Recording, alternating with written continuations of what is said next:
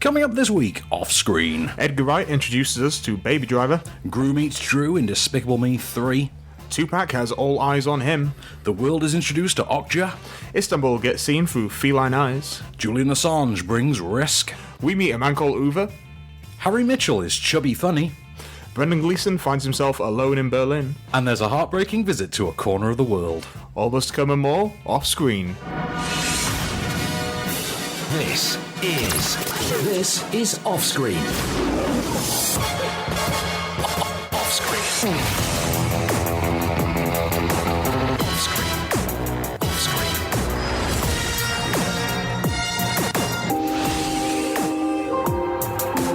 With the latest film news and reviews, this is Off-Screen, the on-screen radio show. Ooh, welcome to Off-Screen. I'm Van Connor. I am Kase Allen. So, Mr. Allen, before we get to the film news, the reviews, the box office top 5, etc., can I just take a moment to congratulate you on earning your credentials as an utter psychopath film fan?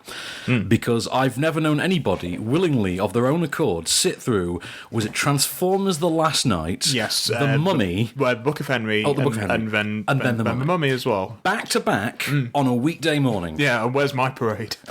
No, not all heroes wear capes. Some of them wear flannels and specs. But drink loads of coffee to get them through. Yeah, it was an experience. Maybe I'll talk about it in the podcast extras. Or, when we get to the box office top 5, I think you can talk about 2 of them at least. Yeah, because there's no way the Book of Henry was going to be there. God, no. But, of course, we'll talk about 2 of them. 2 of them. But, okay, so let's do a bit of news first, because we've got to talk, it's kind of, we've got to recap some news from last week and then add to it. So, right, let's do the Amy Pascal and her ongoing job with Marvel story. Okay, you take that then. This is hilarious to me. Okay, so we're going to do this in a manner we haven't done for a while. We're going to do an and then. Do you know what we need to do? We need a picture of Kevin Feige next to her, and then we need to play the Kirby Enthusiasm music. So, bum, bum, bum. That would totally work.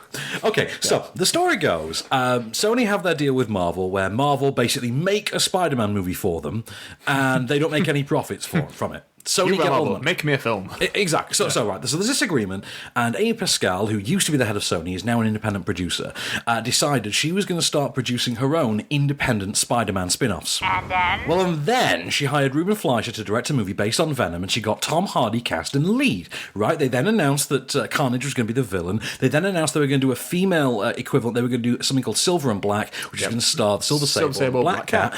And it was going to be the start of this whole other franchise that could potentially lead to a female Spider-Verse. And then Amy Pascal went and opened her mouth and said, actually, these do count. These aren't actually in the Marvel Cinematic Universe, but they are adjuncts to the Marvel Cinematic Universe. So Tom Holland is still our Spider-Man. And then Tom Holland turned around and said, well, I don't know anything about that. All I know is that I'm doing 3 Spider-Man movies, and then I'm doing 2 Avengers movies, and I've already done Civil War, so that's 6 movies. This was also, incidentally, the first time any of us had heard of the idea that Spider-Man was going to be a trilogy rather than Homecoming and Homecoming 2. And then Kevin Feige turned around and said, no, this is nonsense. The only Spider-Man franchise that we're working on is Spider-Man. That's the only Spider-Man in the Marvel Cinematic Universe. And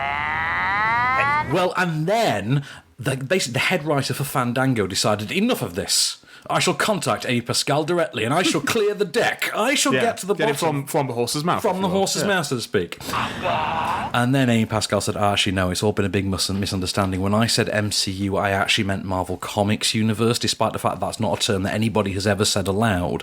The idea that MCU meant anything other than Marvel Cinematic Universe is complete nonsense. And...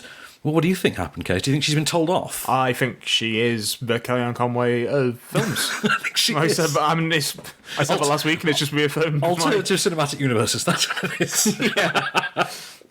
These are just alternative universes. It's exactly what it is. So yes, they do not count. The Sony nonsense is nothing to do with the MCU. It's nothing to do with Tom Holland's Spider-Man. That's it. You'd think they'd be grateful enough just having a free Marvel movie, wouldn't you? You would think, yeah. I mean, okay, it's not free. They technically have to pay for it, but... So, I mean, come on. We don't have to do the work. They don't have to do the work. That's the important thing. If a rock star came along and said, you just give me the money and I will do you an amazing album, you'd take that. You wouldn't then try and release, spin-offs and covers and solo tracks. That's nonsense. But so that's the week in Marvel. Should we really quickly talk about how sad it was to lose a very good actor this week? Yeah, this happened this morning, wasn't it? Or It was, at least yeah. that's when I found out. Yeah, so Michael Nyquist passed away. And he was great. I don't feel like he got the love that he deserved. He never got to be the household name that he deserved. But he was a sort of Peter Stormare, Stellan Skarsgård kind of a type. Oh, definitely more Stellan. Very much of that ilk. Yeah. Well, the Swedish thing, I think, helps. Oh, of course, yeah. But and of course, I'd forgotten somehow that he was the villain of John Wick. I knew him more for He was. Go with Dragon Dragon Tattoo. 2, I think, is his big thing. That was his breakout term, wasn't he? He was a TV star in Sweden before that. I didn't realise that. What show was he on? It was on a TV cop series called Beck, and apparently it was hugely Right, I've heard popular. that. Like he was a household name Yeah. before Dragon Tattoo.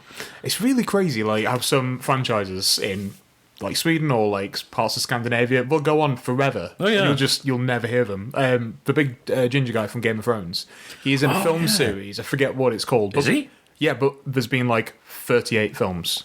No way. Yeah. And he's been in, like, the last 7. I saw it on his Instagram the other day, but it's like a whole other world. I can't even remember that guy's name. I just think of him as not Jerome I just Flynn. think Tormund Giantsbane. That's it, That's yeah. his actual name in the show. But yeah, Michael Nyquist, very, very sad. Very sad. He was 56. always a great, like, go-to, like, Eastern European He was, baddie, wasn't wasn't he? Yeah. But he always brought gravitas to it that made even the most cliched stuff actually feel like He had always weight. like elevated it somewhat. It was like we were saying before, sorry, he always was the best thing in no matter how bad whatever he was in was. He was the best thing in it. It's the Richard Jenkins syndrome. Exactly Yeah. that. It's the Bradley Whitford effect. Yeah.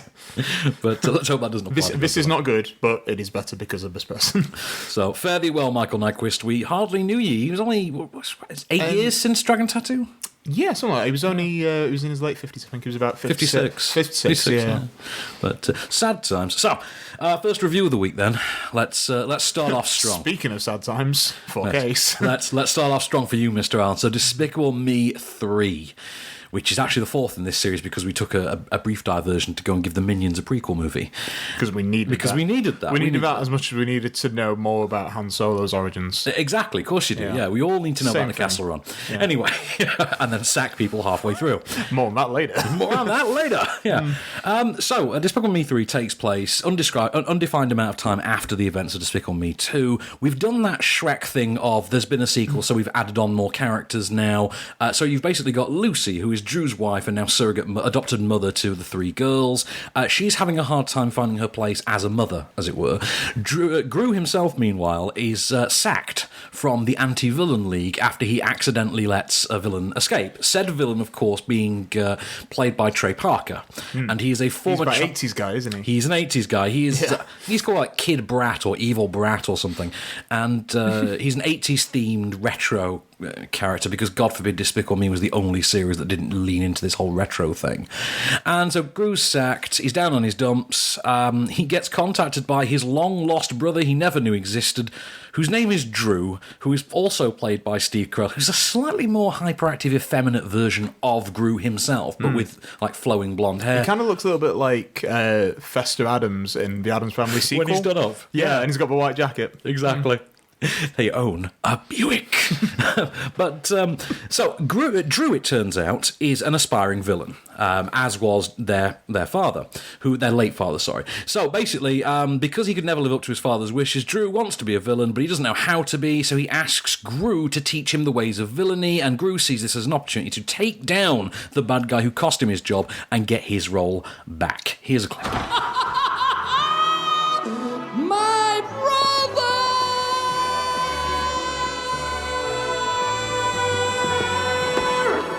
My brother! Gru! Drew!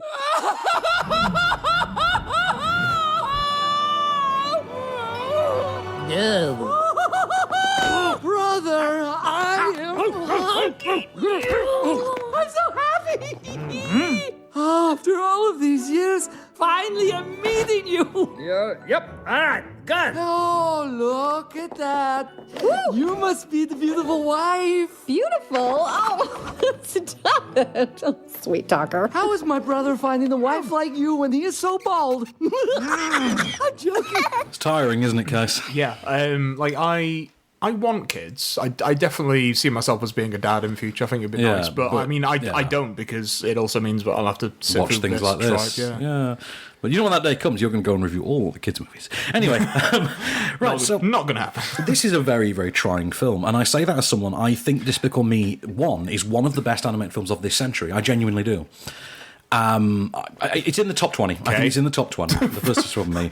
I don't have an awful lot of time for the sequel. I think it's too far off the point of the first one. I seem to remember you quite liking it, but not being like, yeah, I'm going to see it again. Yeah, they're not things I will voluntarily ever watch again. Minions I thought was fun in the moment, but it's not a film that you'll go and watch a second time.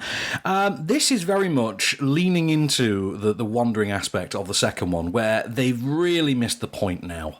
And they seem to think that Despicable Me is a spy adventure romp. It isn't. It never was. That was the thing of the first movie was it had that spy adventure element, albeit in supervillain form, and they balanced it with this really well thought out emotional story of, the begrudging father and the three orphans, and that works really well. And it's a very emotional film, the first one. The problem is they've gotten less emotional as they've gone on, and this, I didn't even laugh once, to be honest. There's a couple of minion chuckles, and there's a superfluous storyline involving the minions in which they're all incarcerated in this whole clicking West Side Story thing, which again seems to go against the grain of what was established in the Minions sequel, if we're going to actually pretend that this has a mythology.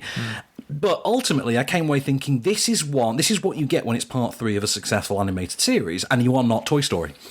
I'm hoping Cars 3 kind of breaks that rule a little bit, but... I've heard decent things about Cars 3, but it had quite a low bar to clear after the second one. The problem is this started off with its highest peak and has descended. Just gradually gone down. Yeah. And I don't think it's really going to be of a particular success to anyone except real hardcore fans, and they're going to be children, let's be honest. Either kids or everyone's auntie. Yeah, everyone's auntie on Facebook who likes to post, vaccine memes. Which is an obvious joke. Yeah. So obviously it was on honest trailers, but it's bloody true. It really is. Yeah. Anyway, but no, it's not a patch on any of the other 3, and bear in mind 2 of those I think are a really low bar to set. Can we just plug really quickly? Let's plug the podcast, and we've also got competitions to do. Podcast edition, obviously go on Acast, iTunes, Deezer, TuneIn. Am I missing any of these at all?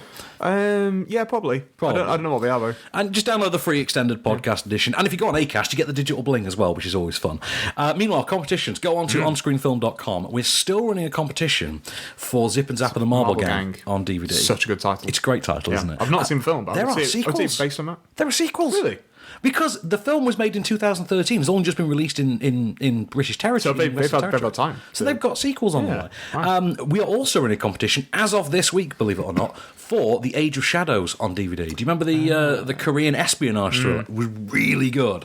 It was really something. So get on onscreenfilm.com, enter the competition, win some swag, and see films that are genuinely this good for yourself. With the latest film news and reviews. This is Offscreen. And we're back, Mr. Allen. So, it's time for the box office top 5, which means you've got something to do for a change. You're going to enjoy this. That's good. I'll stop just drinking coffee and... rolling your eyes. Rolling my eyes and having my head in my hand. Okay, so let's have some fun, Mr. Allen. Number 5. Baywatch. Which, have you seen this now? Did you go last week and see this? No, I was going to, and then I stayed home and watched My Handmaid's Tale instead. I had a much better time, but, Oh, fair less boobs. Less boobs. And of course, there's a lot of boobage to Baywatch. Yeah, both male and female. Yeah. And there's both male there's and boobage female. and buffage, we should say. Buffage for the dudes, because Zac Efron is seriously ripped in this movie like cartoon style. There was no hair to be seen on his chest. He's smooth like a baby. Like a baby. Or seal. Is Seal smooth? I don't know that much about the guy. Let's ask Jim Honsu. Let's ask Jim the upcoming biopic, Seal, A Life. My life as a seal, that would work. Right, but no, Baywatch I really like. I don't understand the hatred for it, but you know what? It's not for everyone. Evidently, this is actually a case where this is one for the fans and not the critics. I just happen to be one of both in this case. So, you know what? You will laugh, you will love. Nobody I know who's seen it hasn't loved it. So take from that what you will. Number 4. that Pirates film. That Pirates film. Well, the fifth one of the Pirates films, with more pirates than there's ever been. More pirating. There's more pirating. In an adventure of There's piracy. ghost pirates this time. There's zombie sharks, apparently. I've still not seen it. No, I think it's zombie pirates and ghost sharks. Oh, don't care. Yeah, because you've got to be really tight about the mythology of this series that nobody cares Look at all the cares I have in my bag. Right there. There's a bag full of caring right there, Case. Right, we just really wander off the reservation sometimes. Yeah, we do. That's the thing. If you like the sequels to the Pirates movies, you're going to enjoy this because it's exactly of the same quality caliber. I don't. So I didn't enjoy this one bit. I just looked at it and thought, good God, we're doing this again, are we? And oh, look, Johnny Depp needs to pay the mortgage. Well, one of his 9 mortgages anyway. But yeah, it's just really unentertaining, and I don't care. And I didn't need a PS to the whole Will Turner, Elizabeth Swann storyline. And frankly, I'd be quite worried about the kind of person who did. Number 3. Finally. Tom Cruise as the Mummy. Tom Cruise. So, Mr. Allen, take it away, sir. Well, it's not good, is it? It's not good. It's not good at all. It's not very good. It's very bland. It's very boring. And then, Nick from New Girl is all right in it because he plays Nick from New Girl. But it's weird because With military training. Apparently. No, because in the first, spoiler a little bit, in the first 5 minutes there's a bit of like a chase and they've got guns and like these are two guys that are supposed to be in the military. One holds the rank of sergeant. It doesn't look like he's ever held a gun in his life. And I'm not talking from the perspective of someone who has, but he doesn't look like he would fare well in a fight. No, he does not. No, but he is basically playing Nick, which is confusing because Tom Cruise's character is named Nick. Nick. So every time Jake Johnson's like, Nick! You kind of wonder, don't you? Yeah, he's talking about himself. And Russell Crowe goes full on Ray Winston. He does, doesn't he? Yeah, he really does. Cockney Ray Winston. Yep. And Sophia Bottella's actually pretty good. She's good, isn't she? Yeah, she definitely comes off the best, but her motivation is, I need me a man. That's her motivation. She's a strong, independent, ancient Egyptian woman who does need some man. Yeah. So, yeah. So, not good. And then, just bad. Avoid like many plagues. Number 2.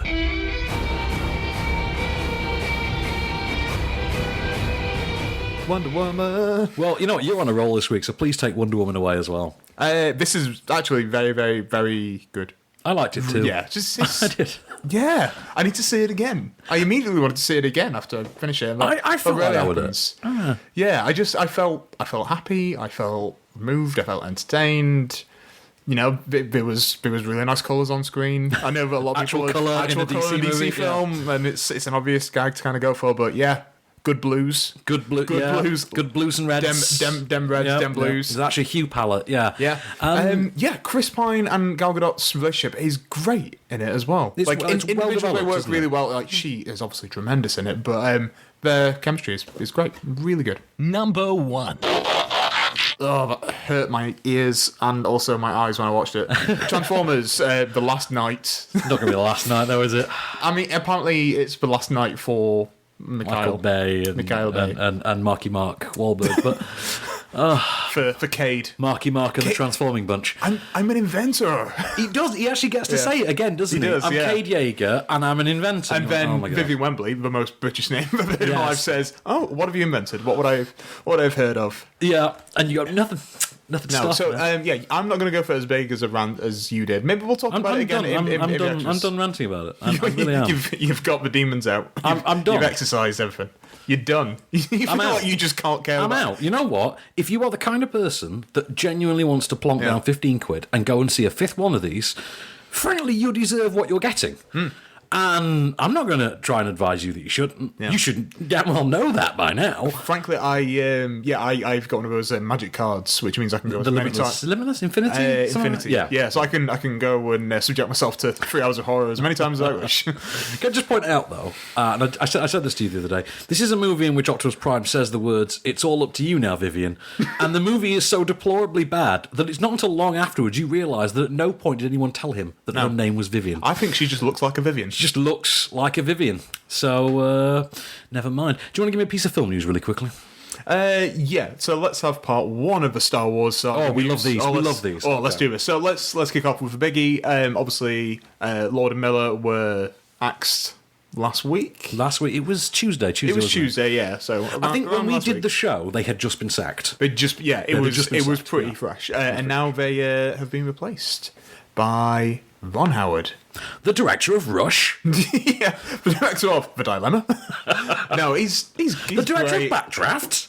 Oh, we love Backdraft. We love Backdraft. I've actually watched it. I watched it again since last week. I did too, yes. After our conversation. It's so good. Actually, I'm back on Team Backdraft. Excellent. I am liking it again. I do like Ron Howard. He's got, obviously, he's got a bit of a sketchy filmography, shall we say. record. But you know what? The man gave us Apollo 13, so we can cut him a break for a good That's it. while. He gave me Ed Harris as Houston. Yeah, exactly. So he can do that. And he seems like quite an obvious choice that I'd never thought about before. Because obviously he's known George Lucas since Where We're Back. Since Short Pants.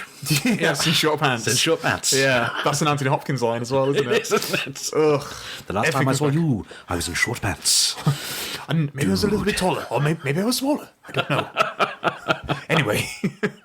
His voice is great, though, No, isn't we're it? implying that there's some kind of fun to Transformers 5. There isn't any. Oh, no, there is. Just he's having all of it. Oh, yeah. Well, he's laughing all the way to the bank, He literally. really is. But, yeah, Ron Howard has obviously been sort of in that world for a long time. Big friends with George Lucas. So this makes sense, and I welcome it. Okay, on which note, let us get to the big review. Yes.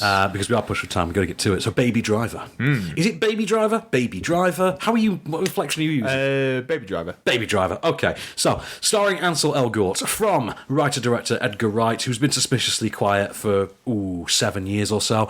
And 6 years? When was I don't know if he's World's been End? quiet, he's just been working. Well, yeah. Just because he's not released a film for Okay, well, he's been working and quitting. Anyway, so... Oh, hi there, Marvel dump truck of money. How's it going today? Anyway, so Ansel Elgort stars as Baby. He is the getaway driver extraordinaire. He has a slight hearing impediment that he sort of manages to tackle with the sustained use of pop music through an iPod. And basically, he's the world's greatest getaway driver. He works for Kevin Spacey and whichever crew Kevin Spacey is working with that week, and effectively just drives the car at bank heists and jewellery heists, things like that. One day, he meets the girl of his dreams, the lovely Miss Lily James, a waitress named Deborah, and he starts to develop feelings for her. At the same time, one of his jobs goes sideways, and he has to start looking for a way not only to get himself out of this life of crime, but also to get Deborah out as well, as she's become sort of inadvertently sort of caught up in everything. We have a clip. So you're just starting your day, or did you just get off? Oh, I don't know if I ever get off. They call, I go, you know. So what is it you do? I'm a driver. Oh, like a chauffeur. You drive around important people. I guess I do. Anyone I'd know? I hope not. Well, aren't you mysterious? Maybe. Maybe. So when was the last time you hit the road just for fun? Yesterday. I'm jealous. Sometimes all I want to do is head west on 20 in a car I can't afford with a plan I don't have. Just me, my music, and the road. I'd like that too. So, right, I'm going to say the thing I never thought I'd say out loud, which is Ansel Elgort's really something in this. I really liked him. I've liked him for a while. It's just, again, he's not really had anything since Fault in Our Stars to really shine in. No. And, this is amazing. It's true, isn't it? Great cast across the board. Kevin Spacey doing the Kevin Spacey thing. John Hamm doing a sort of very more focused, more vicious John Hamm thing. Jamie Foxx being annoyingly Jamie Foxx yet again. And go on, roll your eyes at me. No, I won't. My eyes are fine. I'm sorry, I decided recently I don't like Jamie Foxx. What? I don't like Jamie Foxx. You know, I'll give Why? him. You know, he can have that Oscar for Ray. That's fine. But can we stop having to see him in films now? You see, I don't like Ray. Do you not like Ray? And I don't like him in Ray. Okay, we're having this discussion later. But I like him in Collateral. So, as for Collateral, yes. On Edgar Wright's part, this film is, I think, a mature offering. Directorially, I think he's narrowed his focus in a bit. It's far less scattershot than he usually is, but his scattershot nature always works with the story he's telling. Here, it's a leaner story, and he's got a much sharper focus, and it works as a result. There's a hell of an energy to it. I mean, this is frenetic to say the least. It is an example, probably the greatest example of a soundtrack completely powering a film since the first Guardians of the Galaxy. It's got brilliant editing, fantastic cinematography, the visuals, which are all very pastel, very bright, vivacious colouring, I think really make the film. I like it very, very much. I do think you kind of have to ignore the whole Twitter, it's the greatest film ever made thing, because it's very, very, very good. Not the greatest film in the world or anything. I think it's because of his kind of status of who he is. I feel like that. A little bit, but I definitely think it's one of the best films of the year. You think one of the year? Absolutely. That's fair. I think it's a hell of a ride. Yeah. I think we have very different tastes. I think December, when we get to argue the top 10 of the year, is going to be really interesting this year. It'll be interesting. Like, I mean, I don't even want to talk about it that much because I enjoy it that much. I don't think I can properly explain why I like it. Okay. I'll probably talk about it next week when it's in the box office top 5, when it's number 1 next week. I'll have digested my thoughts a little bit better because I've only just finished seeing it.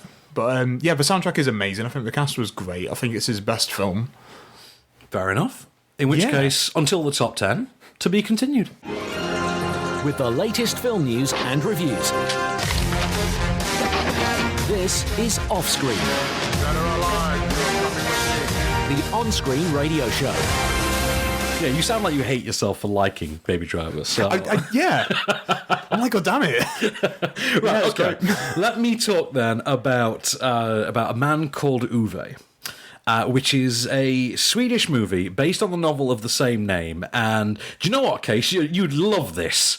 Right, okay, so what you've got is you've got the title character, Ove, who's he's a 59-year-old man, and at the onset of the film, he is let go from his job, his long-time job in a factory, where he's worked for, I think he tells us it's 43 years. It turns out he lives in a sort of gated community over which he actually helped establish. He was like a chairman of this gated community, like the tenants, the homeowners association, as it were. And he came up with all these rules and everything. And he's very stringent about them still to this day. Like, don't walk your dog on the path. Don't drive through here. Keep that gate closed. Very much that kind of a man. The movie literally opens with him going into a 2 for the price of whatever flour offer and then arguing that he should be allowed to just buy 1 for half the price. And it's a brilliant scene that kind of peppers the comedy of this. It shows you a lot about where the comedy of the film is going to come from. Over the course of the movie, there is a family that moves in across the road from him, who he sort of begrudgingly becomes a sort of confidant to. They a helping hand to. The wife in particular seems to take a bit of a shine to him and takes him on as a sort of would-be pseudo-paternal figure. And in the meanwhile as well, we get flashbacks to his life, what led him to where he is, what led him to meet his wife, how she passed prior to the events of the film. And through all of this is one mission in his mind, one mission above all else, that more than anything, he just wants to rejoin his wife. So all of this is going on against the backdrop of numerous sequences of him trying to end his own life. And this is a comedy. Right. And it's incredibly funny and incredibly moving, and it's fantastic. I mean, genuinely, I'm just trying to pull up some. I'm going to pull up some details to give you here. So, first and foremost, the cultural comedy of it is there's basically no cultural side to it. It's an almost universally funny film. You could imagine Stellan Skarsgård starring in an English language version of this, and it would have been exactly as funny. It would have been absolutely hilarious. For my money, I think it's superbly acted. I think it's really well shot. It's got heart. It's got soul. It's well written. I'm trying to think what the name is. Oh, Rolf Lassgård, who plays Ove, absolutely terrific in the lead, and his performance is such that he's able to sell. He sells this character as an outright curmudgeon, but at the same time, it's not that there isn't a heart, it's that he frankly can't be bothered to use it. And you feel that all the way through. It's a very nuanced performance that kind of could be a caricature, kind of could be your standard Bill Murray performance, to be honest, but it works. And that's down to really solid writing. Now, the film is actually, it's based on the novel, but it's also written and directed by Hannes Holm, whose work I'm not familiar with, to be honest. But because it so expertly balances the drama with the comedy, it's one of those films that you call a dramedy, and just for once, it actually means it. And I loved it. I came away from it. I laughed myself senseless. I turned around to Johnny Hearn at the end of it and went, that was terrific. It really was. And it's 4 minutes short of 2 hours, doesn't overstay its welcome, doesn't feel too long. I loved it. I thought it was great. I thought it's time-hopping, it's non-linear nature. Really sold it as a really superb, really gripping, really well-acted film. So, sounds good. It really is. You should totally check that out. Yeah. But over to you for the film news, Mr. Allen. What have we got? We've got loads. We've got so much news to go through. We've got news coming out of our news. But here's some news about just Nobody needs a sequel. Nobody needs a sequel to The Accountant. Oh, no. Like, it's fine. It's probably the most fine film I've seen for a while. I've just thought of the greatest title. Right. The Accountant 2, The Audit. Amazing. There we are. That's it. That's totally it. That's right there. Maybe that'll be his nemesis, the auditor. The auditor. Yeah. But I heard Ben Affleck's back, isn't he? Yeah. Ben Affleck's back. Is it Gavin O'Connor who did that one? Or is it? I think so. Who did Warrior? And, yes, yeah. Because there's Gavin Hood as well, who did Ender's Game, isn't it? Yeah, it's not Gavin Hood. Not Gavin Hood. No, okay. I believe it is Gavin O'Connor. But yeah, that's one sequel. And then the sequel that I think would be a little bit more partial to The Conjuring 3. The Conjuring 3? Yeah, but I thought that was already announced. I don't think it was ever announced, but I think it was more just like a foregone conclusion. We just assumed. Yeah, just like, of course it's going to happen. Of course it's going to happen, yeah. James Wan is probably not going to be directing it, he said. However, principal leads are going to be back. And, yeah, he's probably going to serve as like an exec. That's it. I would be happy with James Wan producing. Because that's what he did with Insidious, isn't it? Yeah. But, I mean, the thing is, from the look of this Conjuring series, they seem to be setting up a good track record for directors. Like, they've got Corin Hardy on one. Yes. I think who else is there? But they look like they're lining up interesting talent. Well, I've heard really good things about Annabelle. Is it Creation? Creation, yes. Yeah. Is it August that's out? I believe so. I forget who the director is for that, but there's a name there. I'm not sure. I know Corin Hardy is doing The Nun, isn't he? And Annabelle is... I'll look it up. You look that I'll up. look it up for later. But I would be... I'd be interested to see more of the Conjuring world. I have been enjoying it. I didn't like the Annabelle spin-off. And, I didn't see the Annabelle spin-off, but I'd be interested in this one. Oh, it's David Sandberg. That's it. Thank you. Who did Lights Out. Yes. Which was okay. It's pretty good. And he's going to be doing Shazam, isn't he? Or shoulda, woulda, coulda. I don't know. Either Shazam or Black Adam, whichever one. Whichever one Dwayne wants to make first. Well, we say that about me not liking the first Annabelle, but actually looking forward to the second. Ouija, the first movie, terrible. Ouija Origin or whatever it was called, the prequel thing. Yeah, it's supposed to be good, isn't it? Really good. Really enjoyed that. So let's talk about something I enjoyed a lot less. And let's talk about All Eyez On Me. Which, this is the Tupac biopic. Are you a Tupac fan, Kase? I mean, of course I am. Look at me. I mean, I'm looking at you with all the bling, the shaved head. the forest green Oxford shirt. Exactly, the do-rag. I'm looking at you, man. You're pure West Side. Anyway. I definitely... I can't even do the hand gesture. Is it that? It's that. Yeah, so Demetrius Shipp Jr., who you've never heard of. Love that name, though. Great name, isn't it? We'll never forget that name. No, really. Yeah. So Demetrius Shipp Jr. plays Tupac Shakur, whom we are introduced to telling his story to Hill Harper, who plays a sort of unnamed journalist in prison in, I think, 96. He was in prison for... I believe it was non-consensual touching is the official term.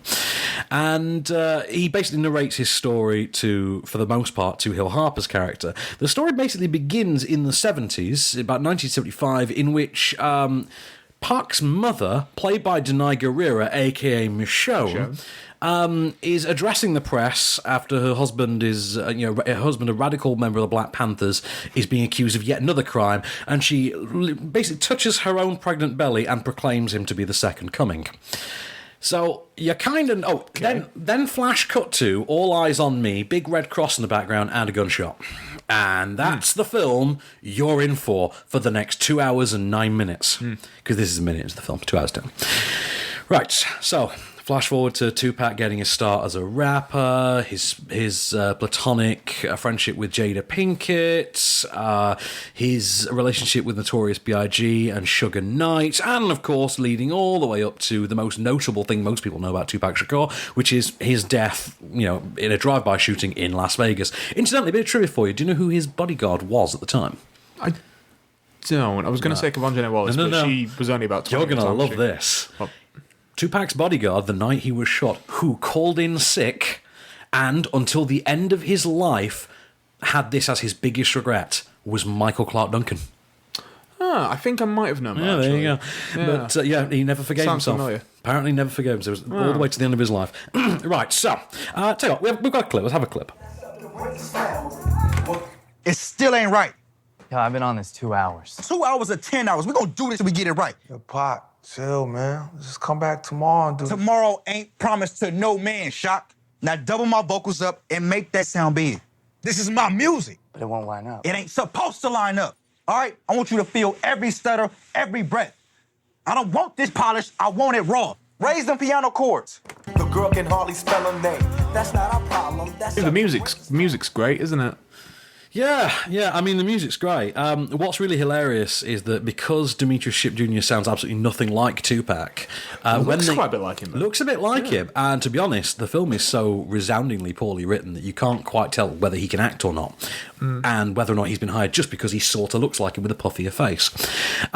When they try to sync him up with Pac's actual music, which they, of course, have the rights to because this is fully authorised, what you get, and this really shines through in the sequences where they replicate music videos, is that basically it just looks like a YouTube lip sync tribute, and it has about all the gravitas of one. It is a shambles of a film. If you told me that the not one but three writers of this film had solely consigned themselves to going through Tupac Shakur's Wikipedia page and simply checking off in sequence every event that was on it, I'd not only believe you, but I would think it was the only way you could explain a film this bad. It is appalling. I mean, I thought the albums they released after his death were the worst thing you could do to the legacy of Tupac. No, I was mistaken. Look at this. I mean, in a post-straight-outta Compton world, this is mind-blowing. Oh, and that's to say nothing of the point where they start to involve Dr. Dre. Yeah. And you sit there and think, well, you couldn't ask Corey Hawkins to just pop down for an afternoon. Because we've got the same guy playing B.I.G., haven't they? From Notorious, yes. Yeah. Now, they've not got the same Snoop that's in Straight Outta Compton. Now, you sit there and think, why not have some kind of synergy? Isn't that Lakeith Stanfield, though? I'm not sure. I think it so. might be, not sure. He's great as Snoop. He's great in that. The one in this movie, not so much. It's a mess of a film. It is aggressively bad, thunderingly dull, bomb-numbingly long. I mean, agonisingly long. This gets to about an hour 15. You thought, sure, this has got to be over soon. No.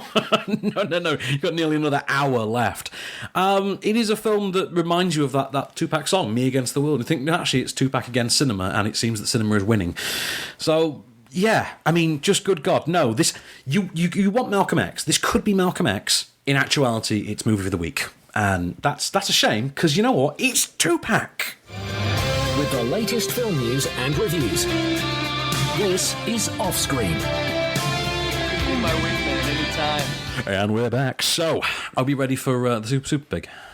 Yes. You're going to be in for a treat then. So, latest film from Bong Joon-ho, director of course, Snowpiercer, the great that film that we didn't see at the cinema. Yeah, that none of us have seen at the cinema because it's never been released in our cinemas. Yet you can buy it on DVD the next time you're in Calais for the beer run. Anyway, so... this takes place now-ish, really. It centres around an evil conglomerate run by Tilda Swinton, because what other kind would she run? And she's trying to publicly reform the image of this company after her late father and older sister have kind of botched it all up and given it kind of a bad name. To do this, she has addressed the issue of world hunger, and they have bred super pigs. Literally pigs the size of Star Wars Episode 2 water buffaloes, if you can imagine such a thing. That's some big pigs. That's some big pigs, man. Okay. The idea is that they've been shipped into different locations around the world to be reared in the customs of whatever the regional way is. They're going to be brought back together after 10 years for this sort of global harvest festival. In the meanwhile, the one that's been sent to South Korea has formed a bond with the little girl who lives on the farm on which it's raised, Misha.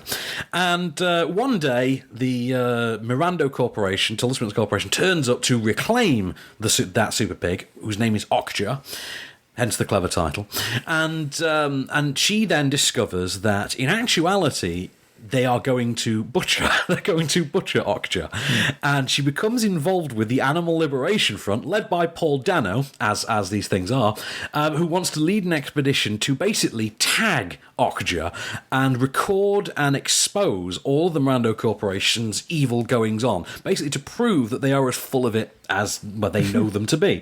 Here's a clip. The synthesis of old Mirando and new Mirando was impeccable. I took nature and science and I synthesized. And everyone loved it. You remember what the New York Times said about our super pigs? Lucy Mirando is pulling off the impossible. She is making us fall in love with a creature that we are already looking forward to eating. I mean, these are journalists who never write about pigs. They never write about pigs. They wrote about our pigs. 10 years in planning. On the cusp of a product launch that will feed millions. And what happens? We get tangled up in this terrorism thing, and somehow we end up being the ones who look bad. So Tilda Swinton giving it her all there in a way that only Tilda Swinton can. I love Tilda Swinton. Yeah, me too. Who doesn't? Oh, it's a cold-hearted man that doesn't love Tilda Swinton. Right. This is obviously directed by Bong Joon-ho. It's also co-written by him with John Ronson. Who I think the last film he did was Frank in 2014. Yeah. Right, this is really something. I mean, it's less surprising if you've seen Snowpiercer because you sort of know he's great. You know the tone he can go for. And it's a tone that has this sort of down and street-level gritty aesthetic, but combines it with madcap, almost Terry Gilliam-esque flights of whimsy. And this is no exception to that rule. This, in many ways, does feel like the spiritual successor to Snowpiercer. It is a film that kind of, in the way that film took on class and brutality, this is a film that takes on environmentalism and corporate greed. It is not afraid to be the most cynical film of the year, either. And believe me, this will stomp all over your heart, Mr. Allen. This will destroy you inside. This goes to a level that you sit and think, I want to have kids and show them this at an early age, simply so that I can beat them into submission and let them know that the world is a horrible place. It's basically like My Girl in that regard. You know how our generation had My Girl. But it's not Super Bees, is it? It's not Super Bees, Super Pigs, in fact. So, cast... all uniformly brilliant. I will make a slight exception for Jake Gyllenhaal. I knew you were going to say that. No, because he just goes a bit too far with the pulpy, comic-y sensibility. And it just takes it into... I think he's trying to go for what Tilda Swinton had in Snowpiercer, but he's overshot it. And he's overshot it to the point where it's become quite too much cartoon-like, if you know what I mean. Whereas, obviously, Swinton's getting to rein it all in. And you've got Gus Fring from Breaking Bad's in there. I mean, what's not to love with that? Giancarlo. Yeah. By the way, your man from Walking Dead, Glenn, he turns up in this too. Which one's Glenn? Stephen Yeun? Yeah.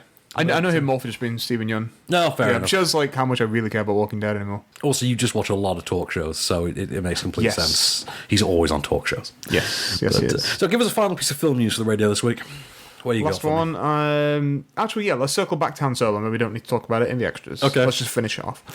It's not just Miller and Lord, but we're the casualties. No. Who else has gone? Did you not hear about this? No. The editor was replaced. Okay. Yeah. There was someone else as well. I know they had to get an acting coach in for Alden Ehrenreich. That was my second point. Yeah, I don't think the cinematographer was let go, but I think that they had to do some reshuffling as well. This is sounding like a disaster. I know. But yeah, as you Rogue One did. Rogue One sounded like a disaster. Rogue One, yeah, absolutely. Yeah. And also JJ had to really fight to get the release date changed. Yes, because he was the one that was pushing for that Christmas release, and they wanted it in summer. But yeah, they've had to bring in an acting coach for Alden Ehrenreich. Not a good which, sign. As everyone has been saying, it is not uncommon. It's not uncommon, but it is uncommon this late in the game. Are you like me, just envisioning a series of like just a posh Englishman saying, "Would that it were so simple"? Yeah, I think everyone is. I'm sure that gif will just be sent around everywhere. It's got to be. But, yeah. Okay, final film then for the radio this week. Let's talk about In This Corner of the World, which is brace yourselves for this because this is a doozy. This is an anime drama. It actually comes from manga, the manga label, a proper manga label, and it is this is the story of a young girl in pre-atomic bomb Hiroshima. And her marriage and her basically sort of coming of age drama. She gets married in the years running up to it's late 30s, early 1940s. So you kind of see a ticking clock element unfolding as it goes. To be fair, the film isn't about that. The film is very much about the coming of age side, about orphans and about finding your place. And it's really something. It got funded through, I think, Indiegogo. The animator couldn't find the funding to make this film and has somehow managed to get the crowdfunded income for it. And you look at this film and you think, wow, it kind of just goes to show you never know where these things are going to come from. And this is astonishing. I mean, this is... In a year of really strong animation, because you of all people have championed some great animated films over the last year, like Kubo, and we've had Red Turtle, My Life as a Courgette, which I still need to see. That's it's probably the next animated film on my list. Probably going to see it before Despicable Me 3. Oh, I'll probably watch Most films. Yeah, I'd watch beloved family members being shot before I'd see that. In your case, I literally believe that. Yeah. But yeah, I mean, in a year of really, in 12-month period of really strong animated films, this still manages to stand out. This is like Red Turtle good. It is, Red Turtle was really good, wasn't it? And this is heartbreaking. This is really well written. It is just beautifully realised. It's just glorious to look at, and it's a really heartwarming, really touching story. I say, obviously, it is in Hiroshima, so you know certain events have to take place, but to say the film isn't so much about that. That's a factor in it, but not quite like it's not the big story point. It's more about losing people to war and rekindling old loves and things like that. And it worked for me. I thought it was terrific. I really did think it was something. And if you're in the mood for a great work of anime, then check this out. But I mean, you do periodically watch anime, don't you? Yeah, but I don't know, I feel like I never really actively choose to watch it myself. Someone else wants to watch it, I will be in the room and also watch it. I'll watch it if it's on. If it's on, yeah. I sound very non-committal, I'm sorry. Fair enough. Right, so film of the week. I'm going to give it to A Man Called Ove. I'm going to give it to Baby Driver. I mean, kind of by default, because it's the only one I've seen. That's fair enough. But you've seen 3 other films this week, though, so, Stiff competition. Yeah, I think I would still just give it film of the week. That's fair enough. Yeah, I think, to be honest, if you're going to the multiplex, yes, Baby Driver, because you're probably not going to get the chance to see Man Called Ove. I think because of who you are and your age, you're pre-programmed to instantly not like it as much as other people. Don't say that, because Calvin said to me the other day that the reason I didn't like Scott Pilgrim versus the World is that it was meant for his generation, not mine, despite the fact that we are of the same generation, just nearly a decade apart. It's a different generation. That's not a generation. Generation's 20 years. Anyway, I then pointed out to him that actually, if his generation had bothered to go and see Scott Pilgrim versus the World, maybe they would have gotten a sequel out of it. Oh, burn. Yeah, funny that. I didn't say that. You don't need to direct it at me. Yeah, sorry. I'm not Calvin. Right, so fun to come next week, and of course, I think we know what the biggie is next week. Does whatever a spider can. Botham fame, he's ignored. That's Spider Pig. Spider Pig, exactly, the Spider Pig. Oh man, that meme's going to get dusted off, isn't it? So yes, Spider-Man gets his literal and figurative homecoming next week, as he returns to returns, kind of begins in the Marvel Cinematic Universe, really. We've also got the Midwife, we've got the Human Surge, we've got The Last Word, Tommy's Honour, Abacus, Small Enough to Jail, and A Change in the Weather. We've also got It Comes at Night, the Joel Edgerton, creepy Trey Edward Schultz movie. Have you already seen it? Did you say? I've seen that, and I can tell you there's discussion to be had on it. It's a discussion-worthy film. It ain't Get Out, but you know what? Not too far off the mark. But we'll talk more about that next week. So in the meanwhile, don't forget to check out the extended podcast edition for more reviews of Risk, Kedi, Alone in Berlin, Chubby Funny. At least 2 of which are really good. And don't forget to check out onscreenfilm.com, go in the competition section, and win some DVDs. There's Zip and Zap and stuff, man. Things. In the meanwhile, this has been a Candy Stone production for On Screen. I've been Van Connor. I've been A Man Called Ove. And we'll be back. Just show me the way to get out of here, and I'll be on my way. You've been listening to Off Screen. For more news and reviews, visit onscreenfilm.com.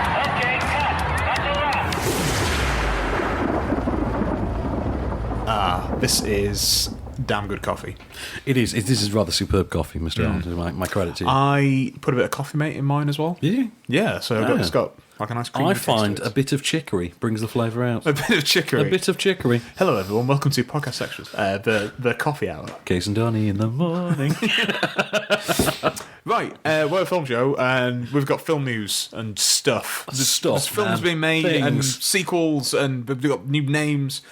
So yeah, new names. So Jurassic World 2. Oh yes, it's got a title, and I hate it. It sucks. Okay. Yeah, do you like it? I didn't really think about it. I'm just glad it's not an R title. That's the one saving grace. It's Jurassic World Resurgence. Yeah, so. Retribution. Retaliation. Regurgitation.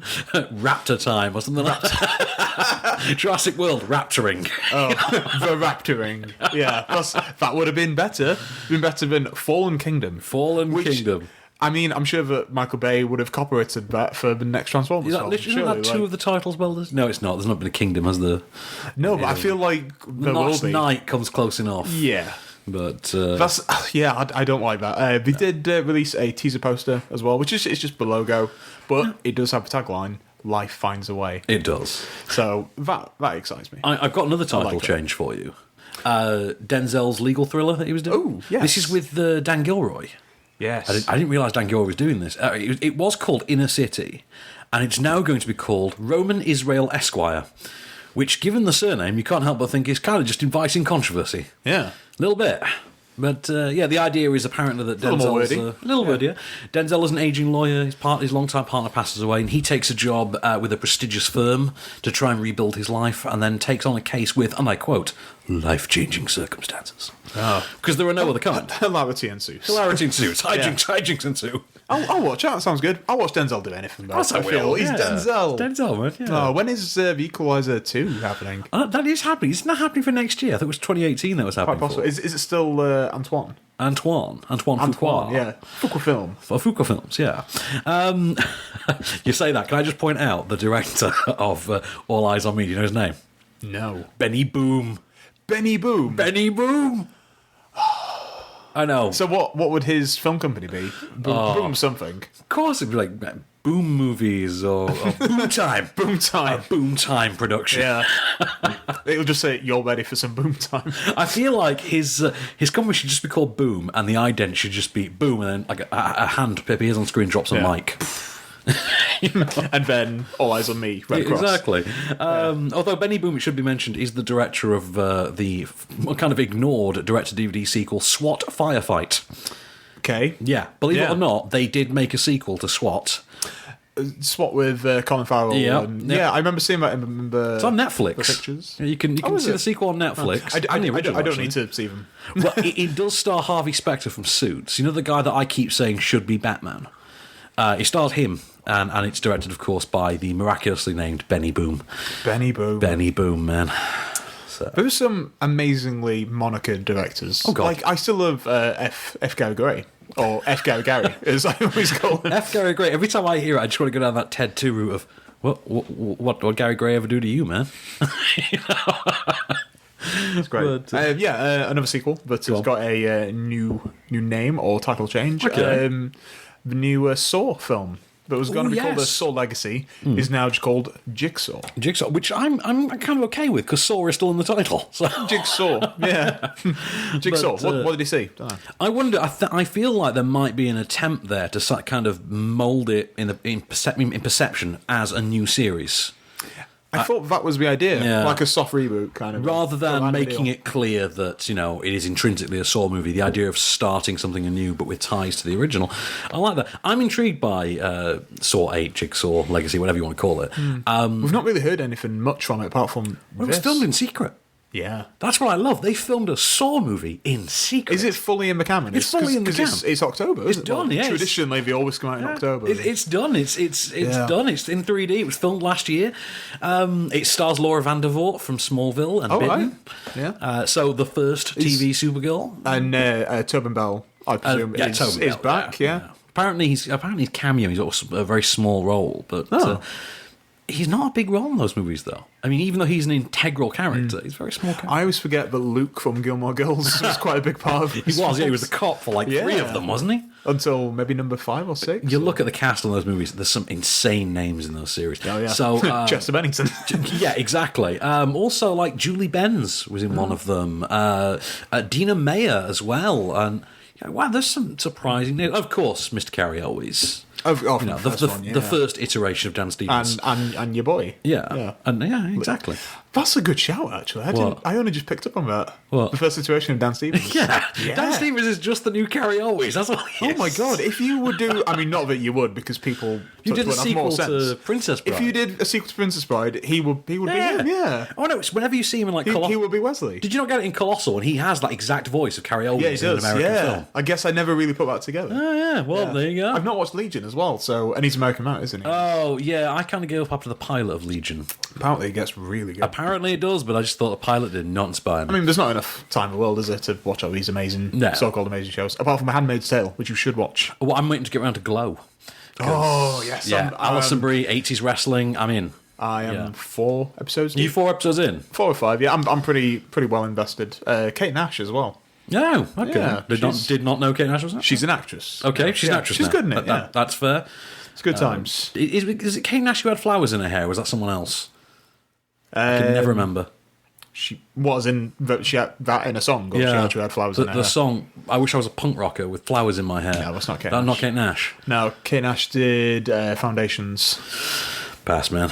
Pass. There's a new Halsey album out now at the minute. That's what I'm currently digesting. I knew about Halsey through watching Roadies. I learned from Roadies. But I felt really cool for knowing her for a while, and now she's going to take it off. Yeah, she's kind of taken off, and we're not cool anymore. So we need another... Because we're a fan of that show. We got canned after one season. We need another Cameron Crowe series now, so we can be cool again. Yeah, I'd be down with Cameron Crowe just doing shows. Yeah, I really would. Yeah. Okay, so let me talk about Risk real quick, because I don't know about you, but I often feel like there aren't enough Julian Assange documentaries in the world. No. Like I need one on a... Yeah, at least like a weekly basis. I feel like every documentary that wants to explore the idea that Julian Assange is a narcissistic nutball is something that we need more of. Yeah. Did you hear about the Pamela Anderson thing? No. No, she was like proclaiming her love for him the other day. Really? Yeah. Wow, so Pamela Anderson's going after Julian Assange. Yeah. Amber Heard is dating Elon Musk. Really? I'd not heard that. Not heard that. Amber Heard is in a relationship with Elon Musk. And so you kind of think, I'm in the wrong game. I need to be. She just wanted to get to space so she can get away from Johnny Depp. I need to be an internet billionaire. That's what it is. Right, so this is a documentary from Laura Poitras, who gave us Citizen 4. Yeah, that was good. Yeah, that was good. That won an Oscar. It did. It was really good. Yeah. And that's obviously got a huge audience now because it started appearing on TV every now and again. This is her Assange project. And the idea is, and this was going on obviously before the events of Citizen 4, she basically was in the throes of making this documentary with Assange, and she started to notice that she was getting hostile treatment purely by her association with Assange. Now, we're led to believe that that is the plot of this film. It isn't. It's actually a surprisingly plotless film that just chronicles what Julian Assange is like to deal with. Here's a clip that kind of promises you one thing and then delivers another. This is not the film I thought I was making. I thought I could ignore the contradictions. I thought they were not part of the story. I was wrong. They are becoming the story. There's a filmmaker named Laura Poitras. Laura Poitras is known through the defense community as a documentary filmmaker who's anti-U.S. My detentions at the border have become more aggressive. When I got home, my apartment door was open. Did I forget to close it? Or are they sending me a message? Right. The problem is that as the film increasingly goes on, you start to think, actually, yeah, you probably just left it open. Because there's so much posturing in this film. And admittedly, most of it comes from Assange. There's a sequence in which we are shown what it's like to just sit in a park and have a conversation with Julian Assange. And the answer is a very uncomfortable experience, because every time he hears a twig snap or a dog bark in the distance, he acts like Deep Throat. You know, just like looking over his shoulder like really skittish. Is someone coming? Is someone recording us? And it gets a bit tiresome. The film literally opens with a sequence in which Assange tries to get Hillary Clinton on the phone, and he's somewhat offended and outraged that he can't. That is beyond his rather limited power. It's worth noting that he's not a particularly known figure at that point. He is just some guy, and some albino fellow. Yeah, he's some sort of pseudo Cumberbatch figure that just can't seem to get Hillary Clinton on the phone. I mean, imagine how difficult that must be. The film does very little for you. It doesn't give you any information that you didn't have already before. I mean, you don't even need to have watched the WikiLeaks documentary. You can pretty much just have watched the Cumberbatch, what is it called, The Fifth Estate? Yes, with Daniel Brühl. With Daniel Brühl. Now, I like that film more than a lot of people. I know it tanked spectacularly. Yeah, it was okay. But it was perfectly fine. Yeah, you can get most of this information from that. There's a lot of information about Assange out in the world, and this film adds nothing to it. And you come away from the end of it thinking, actually, I'm more interested in the documentary that tells me about the events after we all know them. I want to see a documentary about when he goes into the embassy, when he's forced to live in that sort of weird confinement that he's still in to this day, yet is still, out there as a digital presence.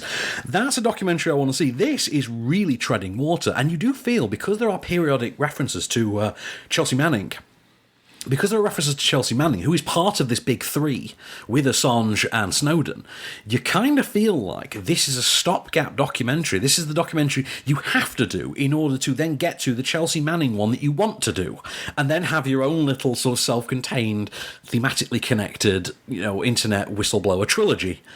And as a result, you come away and think, yeah, as a stopgap, it really doesn't feel like anything more than that. You were basically just killing time, treading water, and I'm not down with that. So, no. Anyway, over to you. News me. A news you, sir. A news me. What can we news you with? Glastonbury happened. I'm aware that I'm just reading about this now. This is quite fun. Okay. So Jeremy Corbyn did a speech. He did, yes. Yeah. Well, actually, I'll type this into two pieces of news. Jeremy Corbyn did a speech. People loved it because, obviously, it's a festival. Are we now getting a Jeremy Corbyn biopic? No, but who would you get to play him? Ooh. That's an issue. Ian McKellen, I think. But really? Yeah, probably Ian McKellen. Yeah, I could maybe see that. I don't know if he could. Stellan do it? Stellan is just your go-to. No, Stellan can only do his own accent. No, if he's over 50, you get Stellan, man. That's how it works. No. Stellan is not portly, but definitely Rubenesque. Too Rubenesque. Too Rubenesque. Yeah, he did a speech and was watched from the side of the stage by Johnny Depp and Brad Pitt. Yes. Movie stars. I do know that Johnny Depp was there. Yes, which is my second piece of news. Okay. Johnny Depp Has Johnny Depp been found shot in an alleyway somewhere? I would not be surprised by the time of airing of that might have happened. Yeah. He made some maybe less than jokes, thoughtful comments. Yeah, comments about Donald Trump. And I mean, we often say things about Donald Trump, but we're two people that no one really knows, so that's fine. That's fine, yeah, we're good. Yeah, no, he said, has an actor ever assassinated a president? Didn't John Hinckley have an acting background? I'm pretty sure. Yeah. So, yeah, I mean, that was an attempted assassination. Yeah. But not a successful one. But. So, like, whether he meant it as a joke or not, I mean, it's not helped his career, and his career is not. I don't think at this stage you can accuse anything of harming Johnny Depp's career except Johnny Depp. Yeah, exactly. I just feel like with things like that, and obviously it's not too comparable, but Tom Cruise being in The Mummy in 2017 and tanking, I feel like we're in the Twilight Zone a little bit because Johnny Depp was, 15, 20 years ago, the biggest. Put it this way, in a day and age of the deterioration of the concept of the movie star, it is amazing to me that one of the only bona fide movie stars we currently have, outside of Tom Hanks, say, is a former wrestler. Yeah. So, I mean... It's mad, isn't it? Yeah. That's insane. But he's incredible. So he is. He's totally incredible. Yeah. Speaking of former wrestlers, Daniel Day-Lewis. You say that because you know he was a former wrestler, or is it just one of those things we just assume he's done? We just assume he's done. Just assume. Yeah. Because why wouldn't you? I like to think that he was just thinking, I'll probably be a wrestler at some point. Just I took 6 months out, did some wrestling. Yeah, exactly. And because that's what I like to do, I like to go method. I'll go live in Mexico for a year. We'll never know who's under the mask. He'll be named as El Oscar Batio. Oh, good God. That'll be his name. We said last week he has obviously quit acting. Yes, he has. And I said last week, but last time he did this, he left to be a shoemaker. Yeah. Yeah. Oh, I've heard this. This time, he's going to be a dressmaker. Oh, my God. Do you know when he quits next time? Is he going to do wigs? I hope so. Yeah, just do a whole outfit.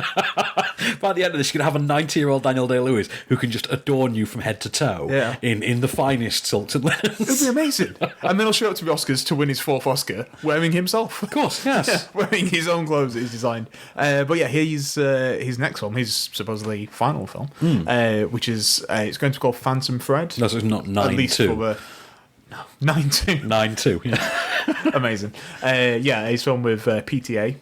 The good Paul Anderson. The good Paul Anderson. Yeah. At the moment it's called Phantom Thread. That might change, but that is about an aging fashion designer. Oh, figure. Exactly. I feel like he was getting a part for that, and he was like, actually, I'm kind of enjoying this. I like this more than acting. Yeah.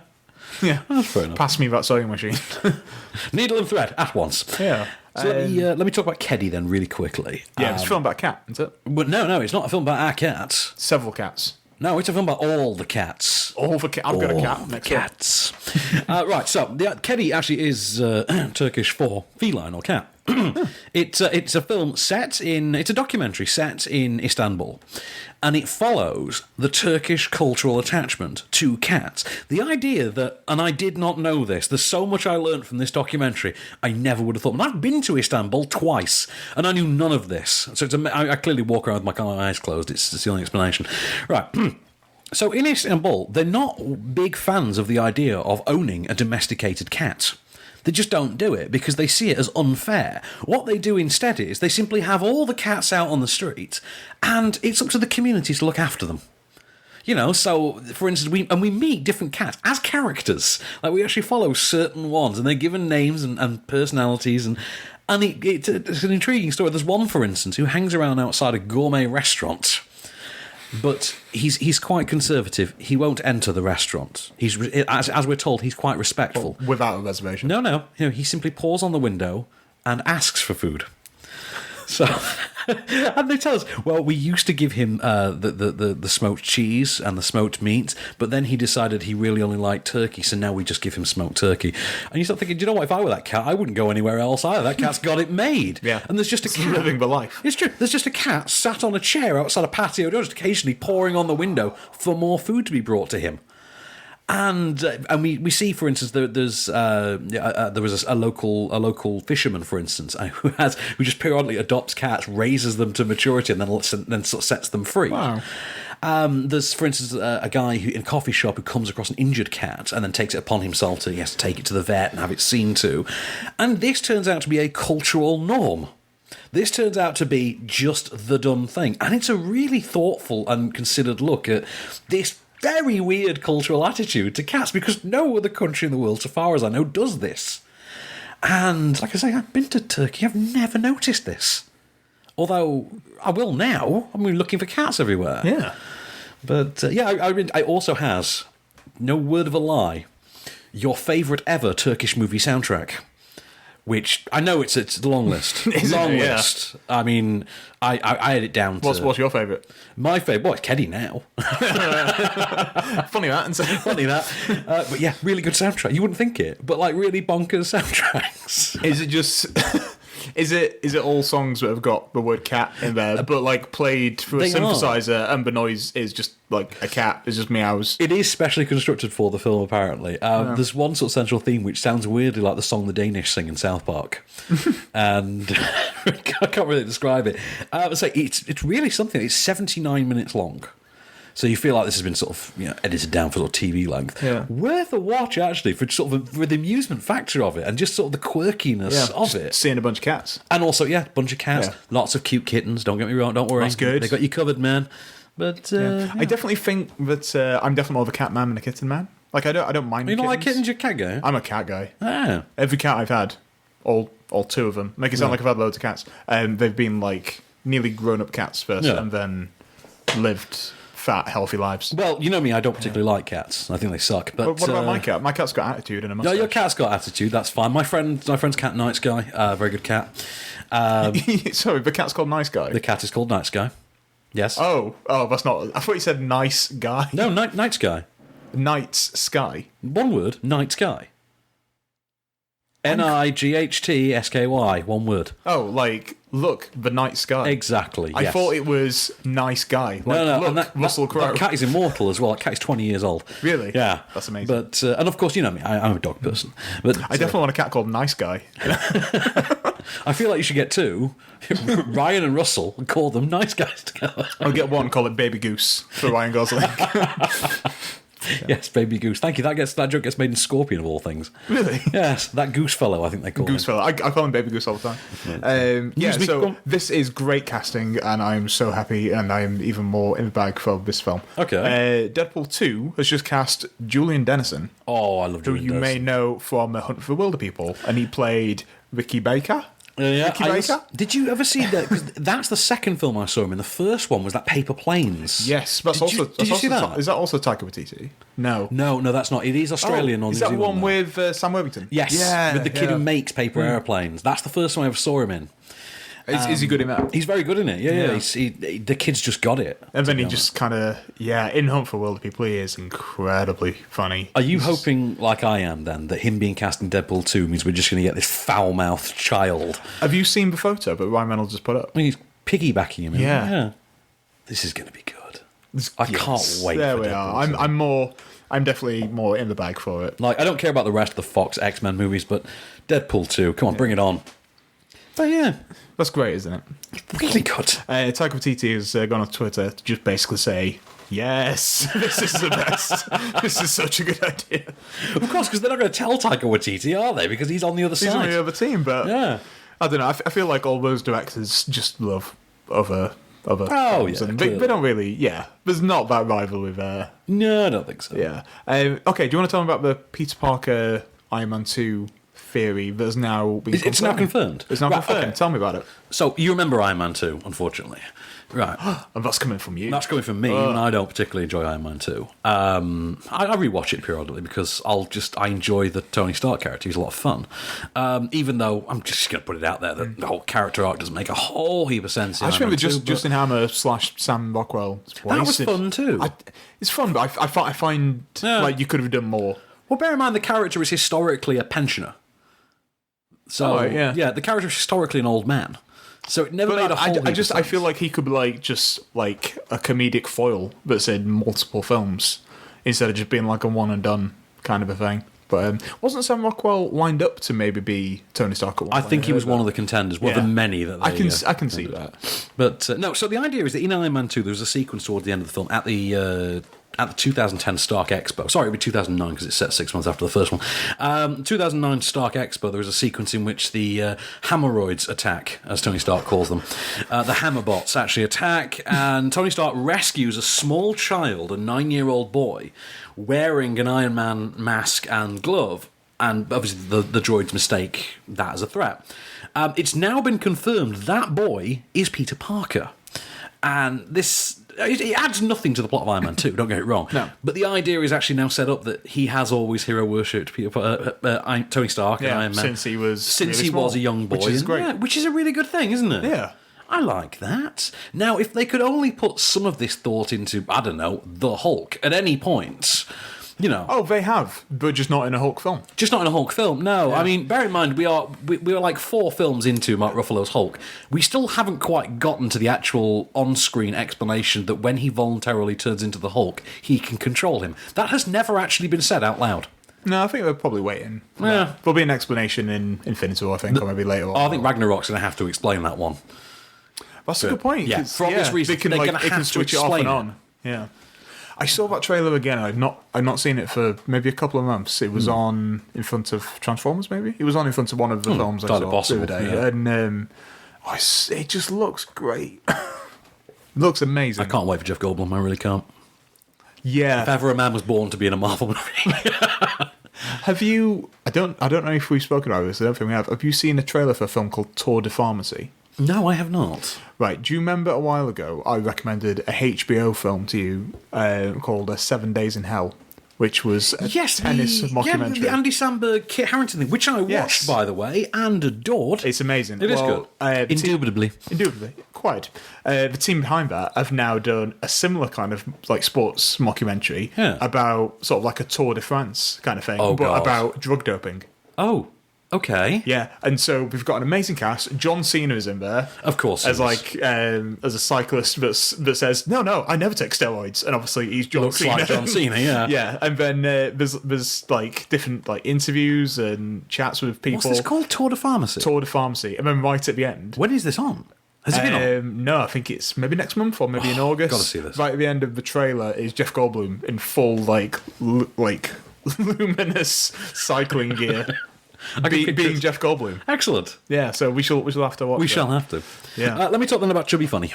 Okay. Which is the feature film debut of a relatively unknown actor, Harry Mitchell.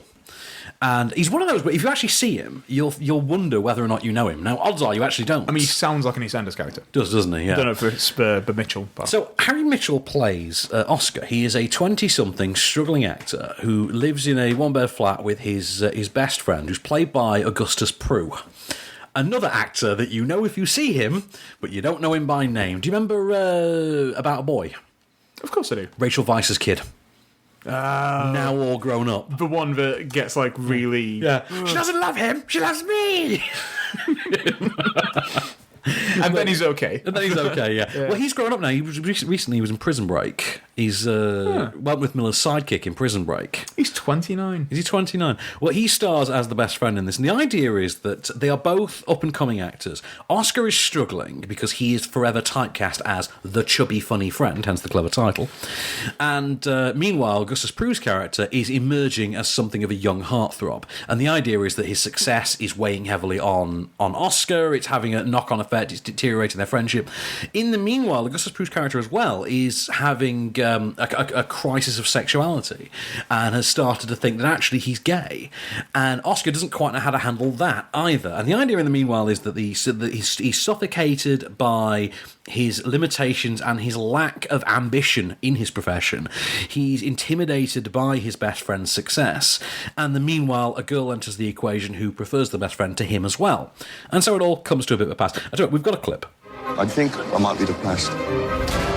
Oscar, you're a white middle-class male. You literally have nothing to be depressed about. More chocolate, but a bit more nutty. Look, I'm having a tough time at the moment. Everything revolve around you? You're not gay, Charlie. Remember Jamie at university? Yeah, that's at university.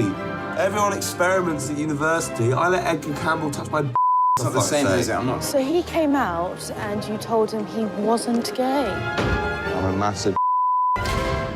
Obviously, we had to bleep a fair bit of that because it's just one of those was right. This really hit my funny bone, to be honest. And it is dramedy in the old school sense, although it does lean more towards being a comedy than anything else. It has its roots in the sort of directionless indie fare of the mid-90s, but with a very British spin. Like, you do feel like under, 20 years ago, like the Weinsteins would have got their hands on this and chopped it into something a bit more refined.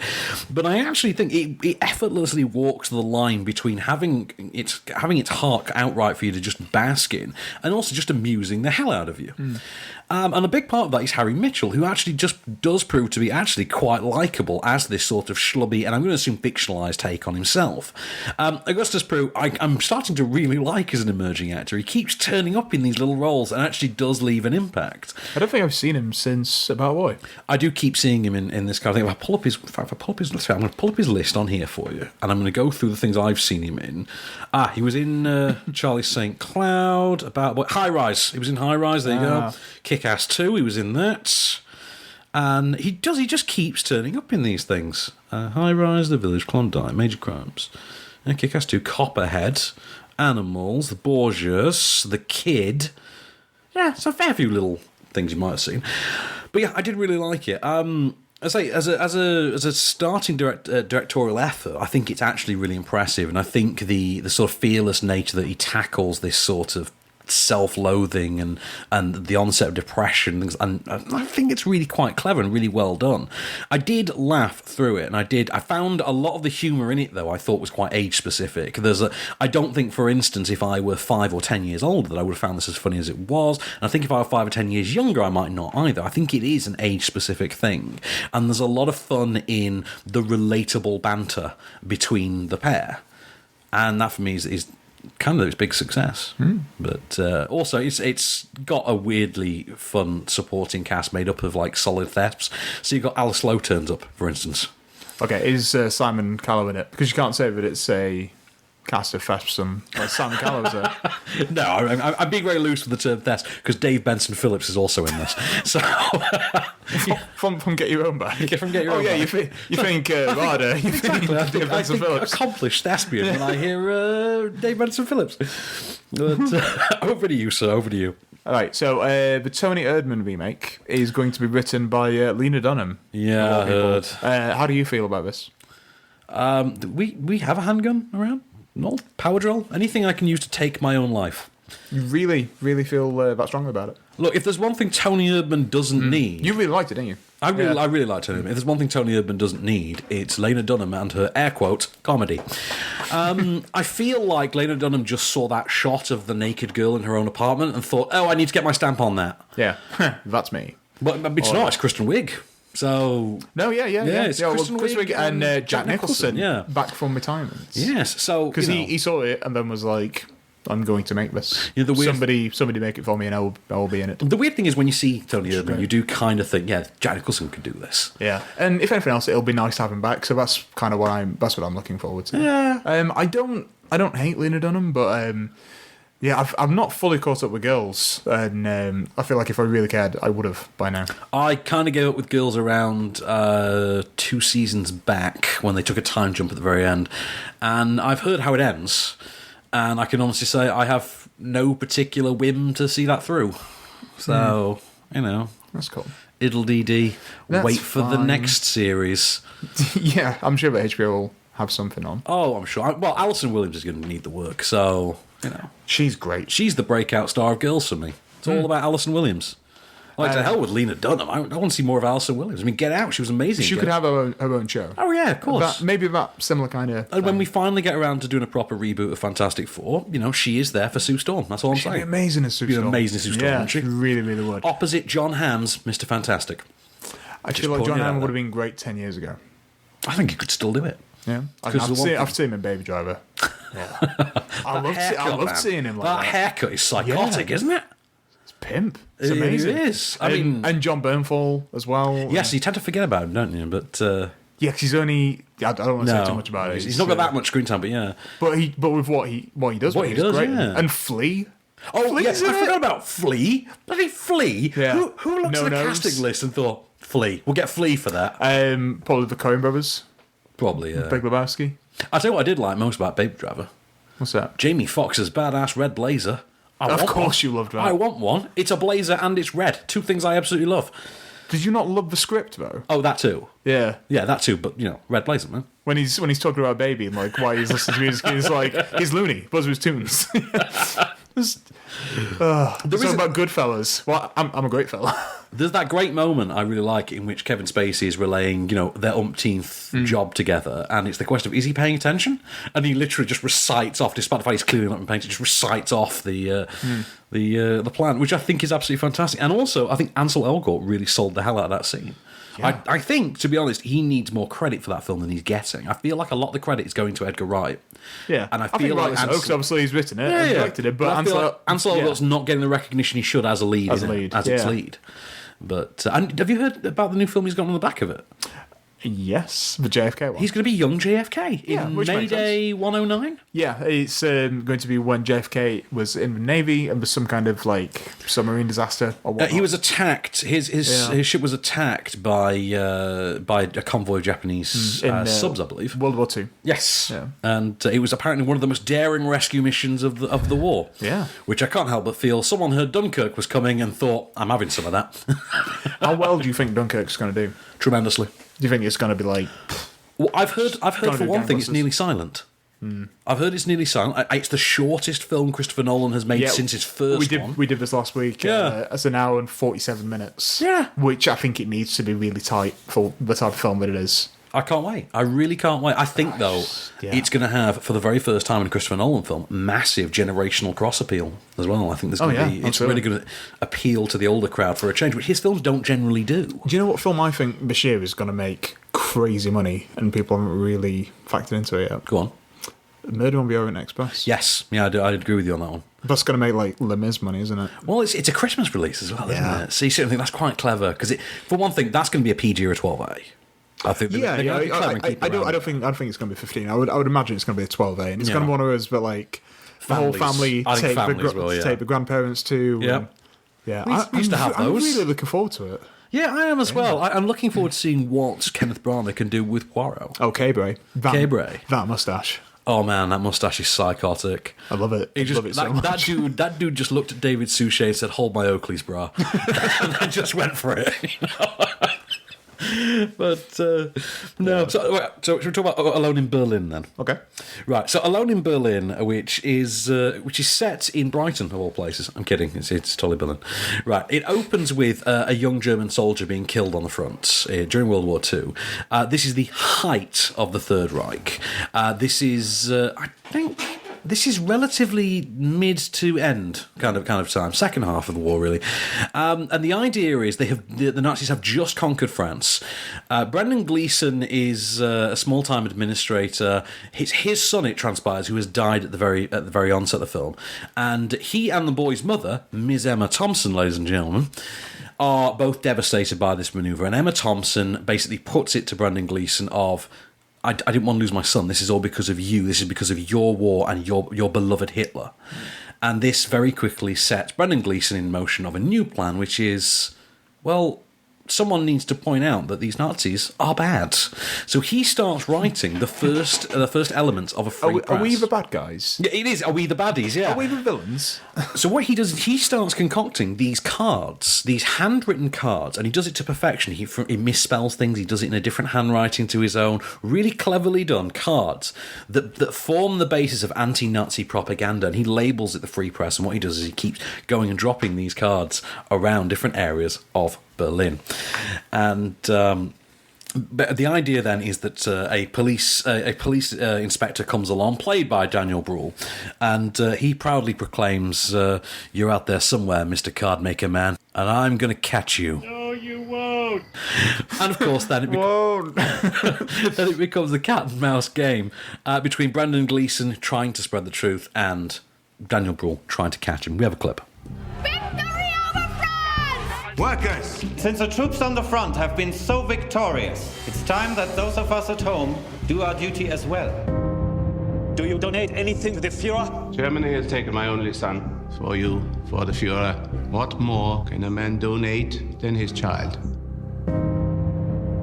Otto, why are you writing like that? I'm writing cards. Cards that tell the truth. To who? I don't know. People will read these cards. They will pass them on. Yeah, I wouldn't have thought Brendan Gleeson could convincingly play a German, but here we are, and he does it very well. To be honest, once you get 3 lead actors and you get someone the likes of Brendan Gleeson, Emma Thompson, and Daniel Bruhl, you're in for a solid effort. You know that's never going to be an issue with it. The problem really is it's very good. I can't fault that on any level. The problem is that it does feel very boilerplate. It does feel very much what in the way that Churchill was a couple of weeks ago. It's kind of, what you're getting, but you're getting nothing more. And it is a question of, is that enough? Is the expectation, is simply having your expectation met enough of a reason to see the film? Now, for my money, I needed something else. I needed an element that you couldn't quite see coming. And I didn't get that. I mean, I didn't dislike the film at all. I very much liked it, but I expected to. I expected Brendan Gleeson, Emma Thompson, and Daniel Bruhl to give me the performance I get. And you do get pretty much the exact performance you would expect from Daniel Bruhl playing a Nazi cop. So, I mean, imagine how bad that must turn out. So, yeah, I really liked it. Really solidly put together. I mean, you can't particularly tell that it might well have not been filmed in Berlin because it's quite an insular film. But really well staged, really well executed. It has the feel of a very tense stage play. But really nothing more. There's nothing grand and theatrical to it beyond that. It is pretty much a character piece with this sort of suspense thriller element in it. You're not going to dislike it. You're not going to be bored by it. But again, you're not going to be surprised. So, yeah. Hey, do you like Tremors? Tremors? I do like Tremors. Well, I like the first 2 Tremors. I kind of zoned out with the third one. One of them is a prequel. I think you only really need to see the first one. Yeah. Well, the second one has Fred... he's not Fred Ward, is he? I thought it was Fred Ward. Is it Fred Ward? Yes. Is it Fred Ward? Yeah, okay, Fred Ward, I get him confused with the one who plays Phil Dunphy's dad. Fred Willard. That's it. Fred Ward and Fred Willard. Yeah. I get confused. It's like Dick Sargent and Dick York. But or Pullman and Paxton. Yeah. But, Tremors, it's officially getting that TV series. Oh, wow. With Kevin Bacon. With Kevin Bacon? Well, you know what? He's doing television now, so that makes sense. Yeah. He seems to be like a big fan of it. And that just reminds me, I'm not started to watch I Love Dick.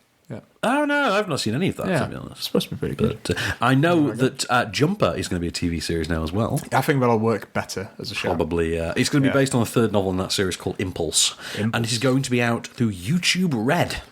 Oh, right. So no one's seeing it. So, I don't know anyone that subscribes to that. No, I don't know anyone.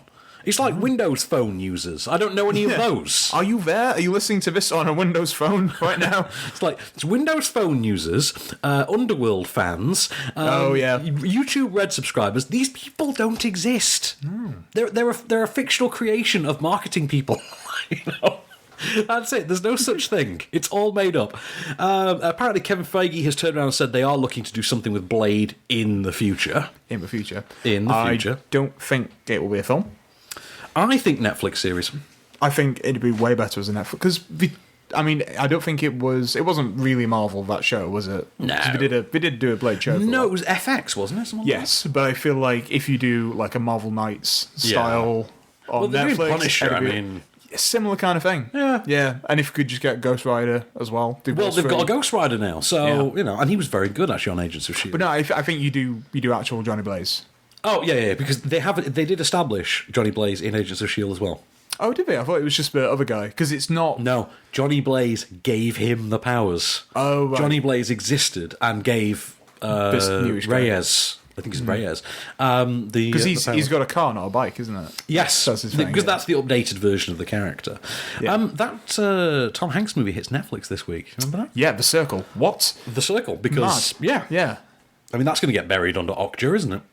That's crazy, but like it didn't have a theatrical release of it. I was waiting for it because I know it bombed. I know it bombed in the US, but I like James Ponsoldt. I like the director. Yeah, I mean, I was intrigued to see what John Boyega would be like. Neve Campbell has joined Skyscraper. I heard this. This is a Dwayne Johnson Die Hard movie, isn't it? Yeah, but apparently it goes a little bit further because I thought it was all just going to be set in a skyscraper. I thought that, and the skyscraper was going to be on fire. Apparently that's how it starts, but he gets framed for starting it. Does he go into space at any point? I don't know. Apparently he goes on the run in China. Oh, okay. I'm in. Yeah, I'm absolutely in. Oh yeah, I'm definitely seeing it. Yeah. DJ got my money, man. Can I talk about the new Hugh Jackman movie? Yeah, this is the political. This is the political one. This is the front runner, and this is Jason Reitman's next. Is it? It is, yeah. Right. Do you know the plot of this? No. He's going to be the former Senator Gary Hart. Are you aware of the career of Gary Hart? Because this is a doozy. Not off the top of my head, no. Gary Hart was a standing senator for, I think, Colorado from the late 70s to the late 80s, and he made 2 runs at the White House. The second time, which was in 1988, you might remember who won that one, George H.W. He was considered at the time to actually be the front runner, hence the clever title. And I need to stop saying that this week, hence the clever title. However, he was brought down... one of my favourite stories ever, this. He was brought down by accusations of infidelity. To which... Right. But, 2017, but it helps. 2017, this is basically it's like a requirement of running for president. Yeah. Right. His response, and this is in reality, was to turn around to the media and say, you know what, it's nonsense. Follow me, tail me, and you'll see. There's nothing to prove. What happened? They then photographed him on a yacht with a model. Yeah. Oh, she wasn't a model, just a woman. But, and that brought him down. He then went on, would you believe it, to serve on... he was a security advisor to the second Bush administration, wound up pre-warning them about 9/11. Have a guess how that went down. And then when 9/11 actually happened and he was proven right, got put on the Homeland Security Advisory Council. Hugh Jackman is going to play this guy. That sounds like a very interesting story. It does, doesn't it? Yeah, and it goes on for a while as well, so there could be several interesting arcs within it. Yeah, peaks and troughs. I feel like this is what we do until we can get Edward Norton to star in Wiener the movie. But that's great casting. Really? Yeah. That was just on the top of my head. But you have to get him a pretty severe fake tan. You would a bit. Also, I don't think Edward Norton could quite pull off the whole Jew angle quite as well. But yeah. You could get Justin Theroux. Oh yes, he's good wiener. That's good wiener. Good wiener. What else we got? Hellboy. We know that is being remade by Neil Marshall. It is indeed. Yes. Who has now said that they're going to prioritise their practical effects over the CG ones, which is a good approach. Like the answers a big question, doesn't it? About exactly how are we doing Hellboy this time? We can do the same because that worked. I don't think anyone had a complaint about Hellboy's physicality. No, and they've already shown. I think it was on David Harbour's Instagram. David Harbour, who was playing Hellboy. We showed him like getting a big like plaster. Yeah. plaster mold thing for the hand. Right-handed doom, baby. Yeah, so I don't think we're going to lose any of that stuff. It's definitely going to be an R-rated affair as well, which is pretty great. Well, that's fair. I'm completely there.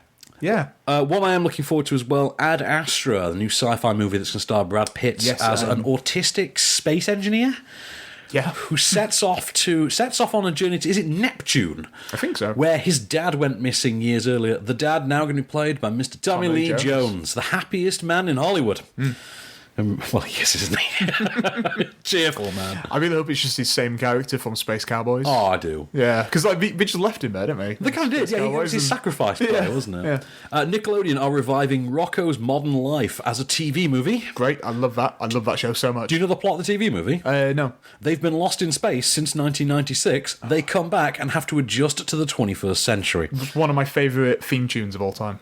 Oh, yeah. Rocco's Modern Life. Have you heard about Valerian's funding? This is my favourite story of the week. It's something to do with the fact that they can't fail. Well, it's near failure. But this way, it would have to be the greatest flop in history to lose money. Because 96% of its $210 million budget is covered. How is it covered? Through pre-sales. Luc Besson pre-sold the hell out of this film to every possible format in every corner of the world. What do you mean? How has he done that? He sold, like, for instance, the streaming rights, the TV rights, everything in advance. He has covered all but $8.4 million. So, like, he called up Netflix and was like, I'm making this. You can have it as soon as it comes out. Well, yeah. Yeah. So, the film cost $210 million. Now, this is excluding marketing, obviously. That's a big budget. There is $8.4 million of this budget that this film needs to recoup. And that's it. That's all it is from Europa Corp 10. This is the easiest sell ever. A film that says on its poster, from the director of The Fifth Element, win.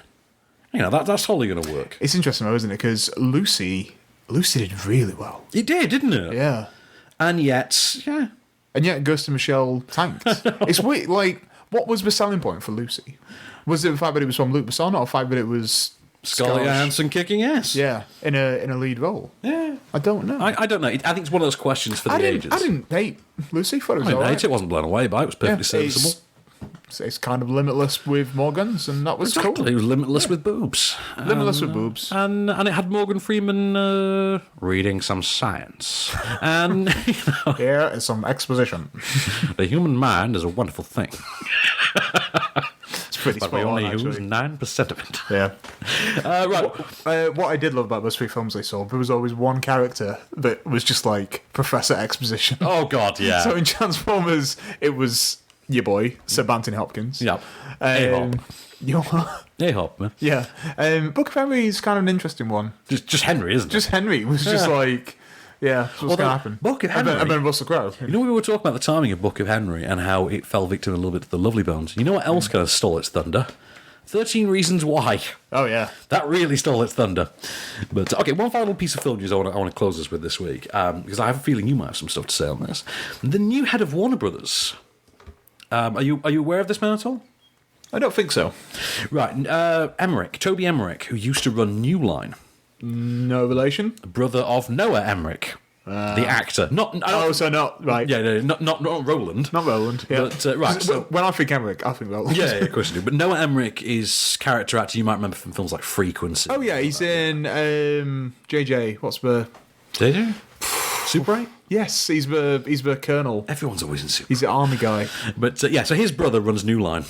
And, ran New Line. And, of course, New Line has a reputation for, lean, efficient, low budget, kind of actiony, thrillery films. / Lord of the Rings. / occasionally Lord of the Rings and the occasional horror movie. Yeah. Right, he now runs Warner Brothers. Has done for like 6 months now. He has turned around and said, right, going forward, I've got a plan. Less of this ridiculous budget nonsense, less of these problematic tour directors. Yes, now it's going to be directors who can do the job, get it done on time. Jobbers. And jobbers, basically. And the only people who are safe, apparently, are like Clint Eastwood and Christopher Nolan, because they have a history of basically doing the job, being more. authors of that kind of job. Yeah, on time and under budget. And you think, okay, he apparently wants to new lineify Warner Brothers. Now, The craziest part of this for me is that apparently this will not affect existing franchises like Harry Potter, Lego, and the DCEU, which is surely the one franchise that costs them all the real ducats. Yeah, which could probably use his inputs, could probably use his ruthless efficiency. So, like, I don't understand, like, who they're supposed to be targeting. Exactly. Like, Gavin O'Connor? Exactly. It's like, we're going after, like, Sean Anders the next time we need a Horrible Bosses 3, you know? Yeah. It's like, who are you going after if you're leaving the DCEU out of this? I understand Fantastic Beasts because no one has an issue with that series, really. Yeah, and also David Yates gave them all the money. Yeah, David Yates has pretty much built that studio for the last decade. Yeah, and fair enough, if Tarzan doesn't work... You may go on Fantastic Beasts. Well, they've turned around and said, like, you wouldn't make The Judge now for 65 million, maybe 35. You think, well, yeah, because 65 million for The Judge is a completely ridiculous amount of money. Is that how much that film costs? Yes. It's amazing when you look at it. So how much did RDJ get? How much did RDJ get? Bear in mind, he produced it, developed it, founded it, produced it. With his wife, Susan. With his wife, yeah. So Team Downey produced that. Literally the name of their company. It's weird, like, I can really only imagine... those two and Robert Duvall really getting paid the big bucks. And even then, I don't think Robert Duvall would have really carried much. We did get an Oscar nom for it, so... It's a good performance. Yeah, it was a very good performance. Yeah. I didn't mind it, but I thought it was all right. It was a bit... So, interesting times ahead at Warner Brothers. Movie of the week, isn't it? It is a bit. Interesting times ahead. They may finally become the studio I've always wanted them to be again, because I remember Warner Brothers in the 90s being the great studio. I mean, it was Warner Brothers who gave us things like Outbreak and stuff like that, you know? I missed that. 90s adult thrillers. Yeah, you know? Because there's how much of a void in the market is there for grown-up thrillers? Did they release The Sphere as well? Yes, they did do Sphere. Yeah. So anytime Dustin Hoffman wanted to get a bit... Exactly. Bit blockbustery. Exactly. Every time D. Hoff wanted a starring role, he just called up his buddies at Warner's and... Yeah. But, they might become that again, and he might save some money in the process, and the only black smudge against their name forevermore shall be the DCEU, occasionally lightened by the spurious light shone upon them by someone like Wonder Woman. You know, of course, you know, we'll not see any positive outcome from Wonder Woman until probably Aquaman, but aside from that... Yeah. So you're still on the fence about Justice League? Justice League is gonna suck. I don't care that Joss Whedon's doing post-production. Yeah, I don't think it's going to suck, but I can't envision a world where I'm going to enjoy it. I can't. Well, I sort of find that synonymous with sucking. But yeah, do you think that... No, they're two separate things to me. Yeah, fair. Yeah, do you think that Miller and Lord will return to The Flash? I think that's the only thing that could possibly get me interested in a Flash movie. Yeah. You have the same love of the Flash TV series that I do, so I'm sure even you find it superfluous and pointless. Yeah. It's a Flash movie. You've got a multiverse. Just get Grant Gustin in. He's amazing. Yeah, just get him in. You've established a world. Yeah. You've got these amazing supporting characters. People that deserve to be just in a film franchise. Have Grant Gustin turn up as that universe's Flash. This isn't rocket science. He's still the Flash. He's just a different one, but just get the same guy. Do you think maybe that's what they did think about? They had to. They had to do this. And we'll get like a post-credit sting right at the end. We'll have Ezra Miller and Grant Gustin. If there's not going to be a casual a side nod that just has Grant Gustin zip through a portal or something and then go, oops, wrong universe, and pop out, then what is the point of doing one? But I don't know. On which note, anyway, you want to cue us out for this week? Here it is, your moment of Cage. I was trying to get on the map.